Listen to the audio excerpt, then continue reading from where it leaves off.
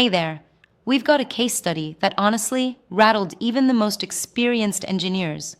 A crude oil pipeline, modern, monitored, chemically treated, started to show major internal corrosion damage, and it did so way earlier than anyone predicted. Now, most of us tend to think, well, it's got an inhibitor program, we're good. That's the default mindset, right? But this case challenges that belief, big time. It turns the spotlight on something we don't always talk about enough: flow dynamics, and how they interact with corrosion protection strategies. Let's set the scene. We're looking at a 10-inch diameter crude oil pipeline, about 10 miles in length. That's not particularly long in our world, but what makes it interesting and frankly a little complicated is that this line pulls from 10 different sources, 10 producers, each with their own unique fluid profile. Flow volumes fluctuate dramatically. Some days it's moving 50,000 barrels, other days closer to 200,000. So not only is this pipeline moving a ton of oil, it's doing so under highly variable conditions: variable flow, variable chemistry, variable pressure regimes, and yes, it had an active corrosion inhibitor program throughout. But after just 5 years in service, inline inspections showed internal metal loss exceeding 50% of wall thickness in several sections. Yeah, 50%. That's not minor corrosion. That's the kind of thing that gets flagged for immediate action. So the big question becomes, why? Was it a chemical failure?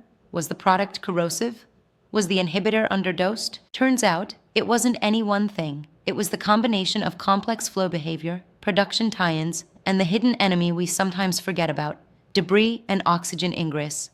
See, the operators didn't just guess their way through this. They relied on a QIC assess corrosion hazard assessment that incorporates mechanistic flow modeling. They ran simulations. They looked at historical batch behavior and tie-in timing. And that's when the picture started to come into focus. A real culprit? Repeated debris and oxygen ingress at the tie-in points. Several of the producers were pushing tank bottom sludge into the system and dissolved oxygen because of insufficient crude oil degassing. And that trace oxygen, tiny amounts, in combination with the settling debris, was enough to trigger accelerated localized pitting corrosion, concentrated at all production side stream tie-in locations. So despite a robust chemical program, the inhibitor wasn't enough to counteract the real-world conditions. The debris and oxygen exposure overwhelmed the local inhibitor film, leading to rapid wall loss at those zones. The fix wasn't generic. It was precise. They added oxygen scavengers upstream of each tie-in. They changed the field procedures to require degassing verification. They increased monitoring frequency to trigger an alert upon any future ingress of tank bottom sludge. They added inline sensors and more representative sampling points.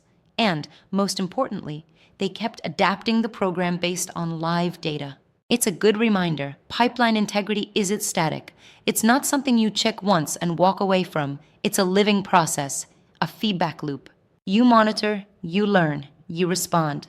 And if the data shifts, you pivot. Be curious enough to keep investigating, and be ready to shift your approach when the evidence identifies a change. That's how we keep pipelines safe, reliable, and productive, not just for a few years, but across their entire life cycle. Until next time, this is the Trusted Pipeline Advisor podcast. Stay safe, stay sharp, and keep the slow clean.